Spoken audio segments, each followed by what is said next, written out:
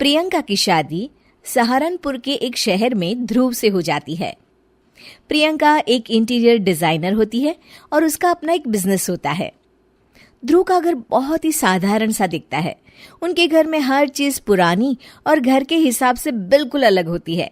प्रियंका को लगता है कि वो इस घर को बहुत ही सुंदर बना सकती है।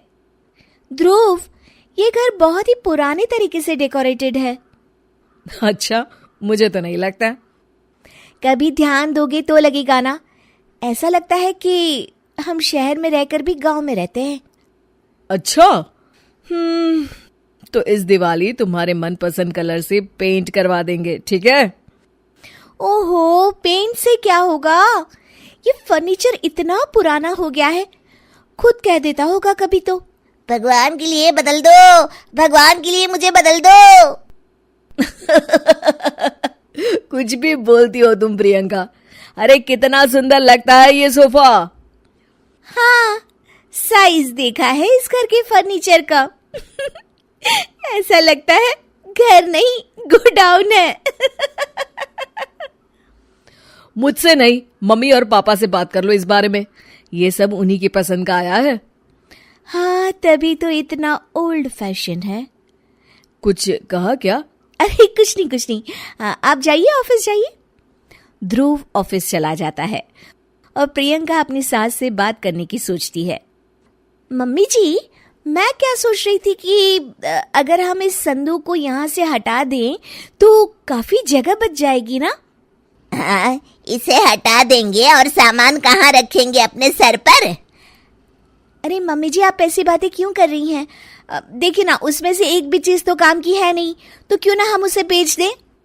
नहीं बहू, उसमें हमारे पुराने घर का बहुत ही अच्छा सामान है। पापा जी, ये घर भी तो पुराना ही लगता है। एक दिन प्रियंका की सहेली प्रिया उसके घर आती है। प्रिया घर को देखकर हंस पड़ती है। इतनी अच्छी इंटीरियर डिजाइनर का ससुराल तो किसी पुराने म्यूजियम जैसा लगता है। क्या बताऊं, यहाँ तो किसी को फर्क ही नहीं पड़ता। अरे जब सीधी उंगली से घी ना निकले ना, तो उंगली टेढ़ी कर लेनी चाहिए। हाँ, शायद तो ठीक कह रही है। अगले दिन प्रियंका की सास सोफे पर बैठी होती है तो देखती है कि सोफे का कपड़ा नीचे से फट गया है। अरे ये क्या, ये कपड़ा कैसे फट गया? मम्मी जी, मुझे लगता है कि ये किसी चूहे का काम है। क्या? चूहा? फिर से? सास सोफे पर चढ़ जाती है। अब तो मम्मी जी चूहा इस सोफे में अपना घर बना लेगा। क्या? तो क्या करे बहू, तू ही कुछ सुझाव देना। मम्मी जी, हमें स्टील वाले छोटे सोफे बना लेने चाहिए ताकि चूहे को घर बनाने के लिए जगह ही ना मिले। तू सही कह रही है बहू।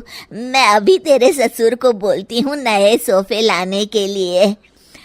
मम्मी जी, नए सोफे लाने की कोई जरूरत नहीं है, हम इन्हीं से सोफे बना सकते हैं। आप बस देखती जाइए। प्रियंका सोफे तो नए बना लेती है, पर अब उसमें सिर्फ 2 ही लोगों के बैठने की जगह होती है। अरे ये क्या, इसमें तो बस 2 ही लोग बैठ सकते हैं। अरे बहू, तुझे तो पता ही है, हमारे घर कोई ना कोई आता ही रहता है। इतनी सी जगह में हम कहाँ बिठाएंगे उन्हें?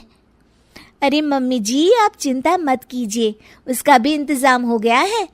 मैंने इस संदूक के ऊपर गद्दा लगवा दिया है और इसे पेंट करवा दिया है। ध्रुव उस पर बैठने की कोशिश करता है, पर संदूक की ऊंचाई ज्यादा होती है, इसलिए उसे बैठने में दिक्कत हो रही होती है। प्रियंका, कम से कम ये तो देखती कि संदूक की लंबाई कितनी ज्यादा है। ये बैठने में बिल्कुल भी कंफर्टेबल नहीं है। अरे आप भी ना, ये आजकल ट्रेंड में है, आपको तो कुछ पता ही नहीं है। प्रियंका धीरे धीरे घर की पूरी काया पलट कर देती है। एक दिन प्रियंका के ससुर के कुछ दोस्त घर पर आते हैं। नमस्ते बेटा, कैसी हो तुम? जी मैं ठीक हूँ अंकल जी, आप कैसे हैं? आइए आइए, अंदर आइए। अरे घर तो बड़ा खाली खाली लग रहा है, कहीं घर तो खाली नहीं कर रहे ना आप लोग? अरे नहीं, ये तो हमारी बहू का कमाल है। तुम बैठो ना रमेश। रमेश को संदूक दिखता है और वो उस पर बैठने की कोशिश करता है और पीछे तक ना होने के कारण जैसे ही वो पीछे होता है गिर जाता है। अरे रमेश, तुम ठीक तो हो ना? हाँ हाँ, ठीक ही हूँ, बस आज तो बाल बाल बच गया मैं। सब लोग गुस्से से प्रियंका की तरफ देखते हैं। अब रमेश अंकल को बैठना नहीं आता तो इसमें संदूक की क्या गलती है? नहीं बहू, गलती तो हमारी है जो तुझे घर का मेकओवर करने दिया। सही कह रहे हैं आप। बहू, तू हमारे घर को पहले जैसा ही बना दे। ठीक है, आप लोग गुस्सा मत होइए, मैं घर को पहले जैसा ही कर देती।